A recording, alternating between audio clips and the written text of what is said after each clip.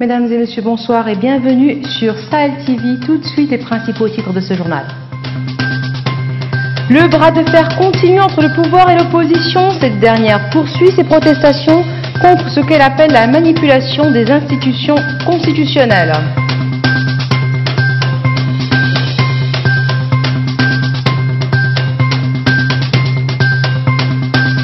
Le G5 Sahel se mobilise pour la sécurité alimentaire dans les pays membres. En conclave à Nouakchott, l'organisation devrait mettre en place un projet de valorisation des ressources halieutiques et agro-pastorales dans la région. Les États-Unis continueront de soutenir l'effort militaire français dans le Sahel. C'est le secrétaire d'État américain qui le confirme. Il l'a confirmé lors d'une conférence de presse avec son homologue français à Paris.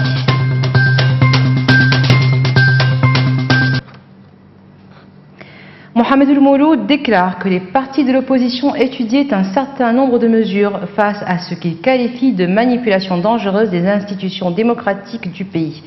Le député et président du parti Union des Forces du Progrès, qui s'exprimait lors d'une conférence de presse à l'Assemblée nationale, s'est étonné de l'absence de toute déclaration d'un représentant du gouvernement concernant le retard de l'ouverture de la session parlementaire constitutionnelle. Nous voulons dire à l'opinion publique que nous sommes devant une situation absolument aberrante où le processus commence par des arrestations, le maintien en arrestation d'un parlementaire, Birem, la fermeture illégale d'institutions d'enseignement qui respectent les règles, et actuellement, et c'est ça le point le plus grave, c'est ce dont nous voulons parler, c'est le blocage du fonctionnement normal des institutions. Ce blocage, le seul responsable, c'est le président, le chef de l'État, parce que c'est lui qui a la responsabilité constitutionnelle de veiller sur le bon fonctionnement des institutions. Dans une déclaration rendue publique aujourd'hui, la coalition électorale de l'opposition démocratique a dénoncé ce qu'elle a appelé la violation flagrante de la Constitution par le pouvoir, et ce, à travers le refus d'ouvrir la session parlementaire conformément aux dispositions constitutionnelles. La coalition a en outre rendu le chef de l'État responsable de ces violations constitutionnelles alors qu'il est le garant du respect de la Constitution. Elle a lancé un appel à toutes les forces patriotiques pour s'unir et se dresser fermement pour défendre cette dernière qui représente la charte fondatrice de la nation et la garantie de la stabilité et de la cohésion du pays. Le secrétariat permanent du G5 Sahel a organisé aujourd'hui une rencontre régionale de validation de l'étude sur le diagnostic des potentialités des produits agricoles, animaliers et halieutiques des États du G5 Sahel. Cette rencontre a eu lieu à Nouakchott. Elle rentre dans le cadre de la lutte contre l'insécurité alimentaire dans le Sahel. Reportage de Hamaoullah Diagana. Au-delà de l'aspect sécuritaire, les pays du G5 Sahel ambitionnent de mutualiser leurs efforts pour le développement de la région. La réunion des ministres du groupe et des partenaires qui s'est tenue aujourd'hui à Nouakchott se veut prometteuse afin de garantir la souveraineté alimentaire, le développement humain et le pastoralisme. L'économie de la région G5 repose en effet essentiellement sur l'agriculture, l'élevage, la pêche et d'autres activités connexes. Cependant, force est de constater que la production agricole demeure encore largement insuffisante pour répondre de manière adéquate à la demande alimentaire des populations en raison des mauvaises performances de ce secteur. Les statistiques que je vous épargne démontrent ainsi que l'agriculture, l'élevage et la pêche, moins de substances encore trop souvent tributaires des aléas climatiques, représentent pourtant les principales sources de subsistance et de revenus de nos populations.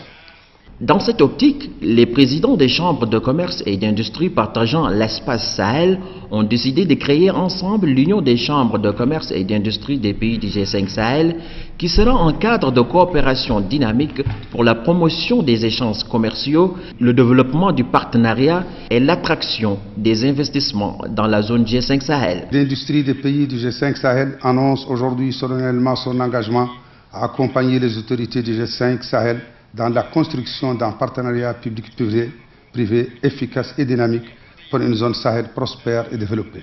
Cette réunion a permis d'aborder la question climatique dans la région du Sahel, touchée par des sécheresses sans précédent durant ces dernières années.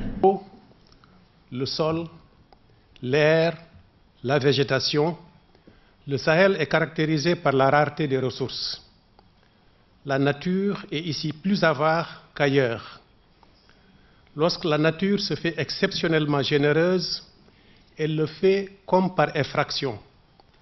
Les pluies sont excessives, brutales et intenses. Elles ont tendance à détruire par les inondations, relayant dans une succession d'événements extrêmes les sécheresses qui venaient de décimer les pâturages et les cheptels.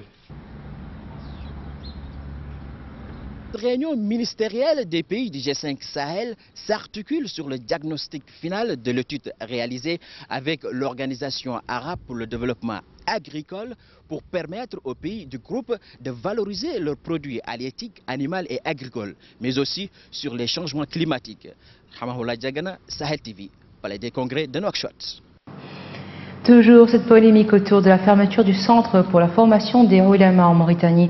Le gouvernement avance ses arguments. Selon le ministre des Affaires islamiques et de l'enseignement originel Ahmed Ould Daoud, il ressort d'un rapport d'inspection que la gestion du centre était claire en ce qui concerne les programmes enseignés, mais peu claire et incompréhensible pour ce qui est des finances.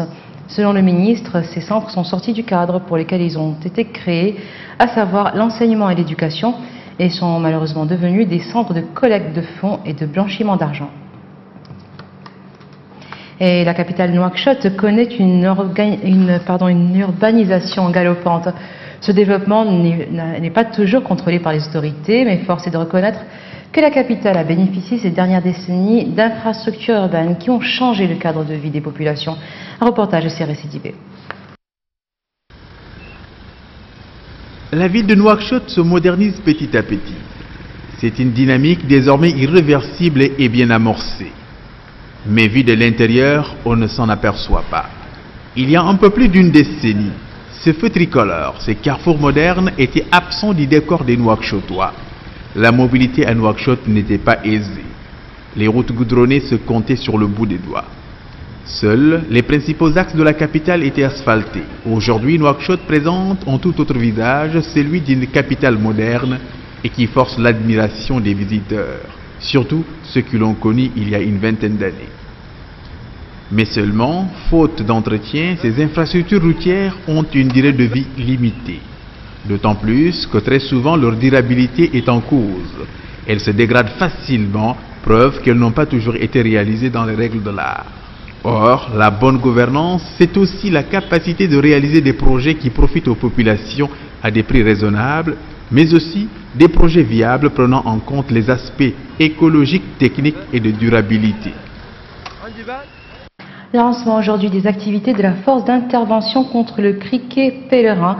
Cette force d'intervention aura lieu en Algérie, au Burkina Faso, en Mauritanie, au Maroc, au Niger, au Sénégal, au Tchad, en Libye et au Mali. Ces activités sont financées par la Commission de lutte contre le criquet pèlerin dans la région occidentale relevant de la FAO. La cérémonie de lancement a eu lieu au Centre national de lutte anti-acridienne à Nouakchott sous la supervision du ministère de l'Agriculture. Cette force a été mise en place en octobre 2016 en Algérie suite à une rencontre des ministres chargés de l'agriculture dans les pays membres de la Commission de lutte contre le criquet pèlerin. Et je vous laisse maintenant avec un Deiso qui nous fera le point sur l'économie.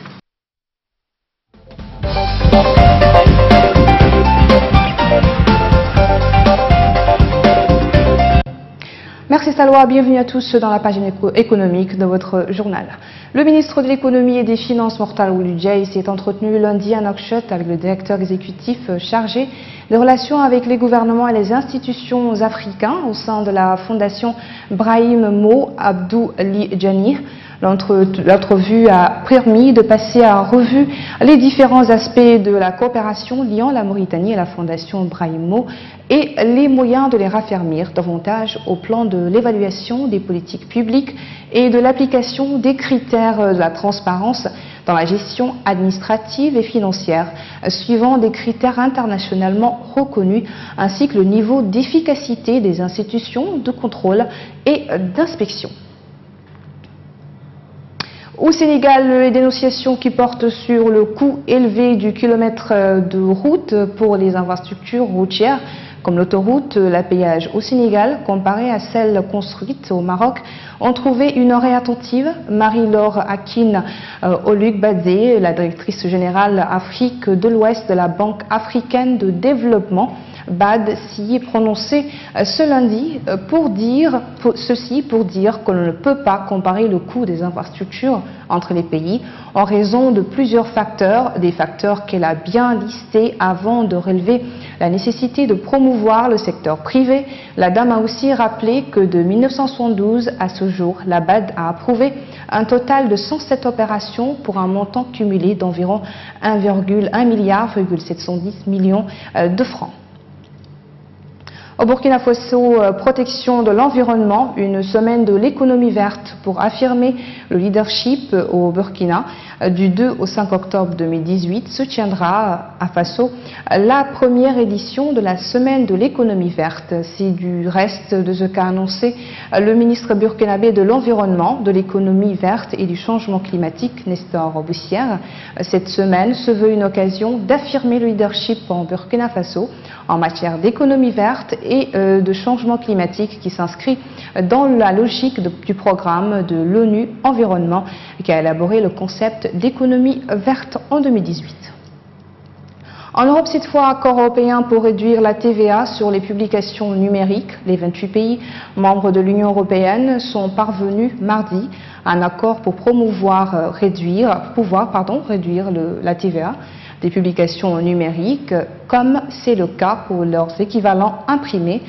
Pierre Moscovici, commissaire européen aux affaires économiques, a salué un véritable soutien à la création de Geert Vanden. Après 2 ans de négociations, les 28 de l'Union européenne sont parvenus mardi 2 octobre à un accord pour autoriser les États membres à appliquer des taux de la taxe sur la valeur ajoutée réduits, très réduits ou même nuls aux publications numériques. C'est tout pour votre journal économique. De retour à Salwa Cherif. Merci.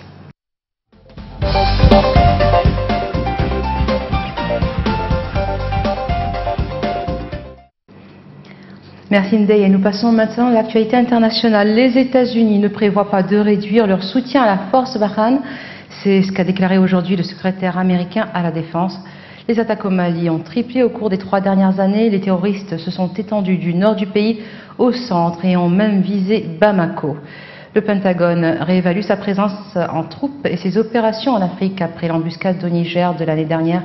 Embuscade qui a causé la mort de 8 soldats, 4 Américains et 4 Nigériens. Les forces françaises faisaient partie de la force de sauvetage qui a secouru les forces américaines après l'attaque du Niger. Et en Turquie, plus de 200 personnes ont été arrêtées aujourd'hui dans le cadre d'une enquête sur des transferts illicites d'argent sur des comptes aux États-Unis, des comptes qui appartiennent pour la plupart à des Iraniens. Au total, 417 mandats d'arrêt ont été émis par la justice turque et 216 personnes ont d'ores et déjà été interpellées dans 40 provinces. C'est une opération de police massive pilotée depuis Istanbul. Selon les médias locaux, les suspects seraient accusés d'avoir transféré vers des comptes à l'étranger et en toute illégalité pour l'équivalent de 2,5 milliards de livres turcs, soit 419 millions de dollars au cours actuel. Sport maintenant, Ahmed Ould Yahya, président de la Fédération mauritanienne de football, effectue actuellement une visite de travail à la FIFA. Lundi dernier, il a été reçu par le président de la Fédération internationale, Gianni Infantino, au siège de l'institution. Le président de la FIFA a salué les progrès importants enregistrés par le football mauritanien ces dernières années. Les 2 parties ont convenu d'accélérer le rythme de leur coopération dans un proche avenir. Et voilà, ce sera tout pour aujourd'hui. Tout de suite, le rappel des titres.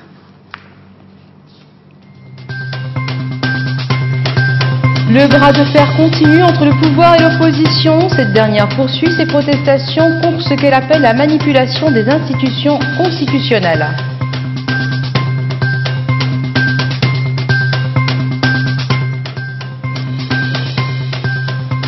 Le G5 Sahel se mobilise pour la sécurité alimentaire dans les pays membres. En conclave à Nouakchott, l'organisation devrait mettre en place un projet de valorisation des ressources halieutiques et agropastorales dans la sous-région. Les États-Unis continueront de soutenir l'effort militaire français dans le Sahel. C'est le secrétaire d'État américain qui le confirme lors d'une conférence de presse avec son homologue français à Paris.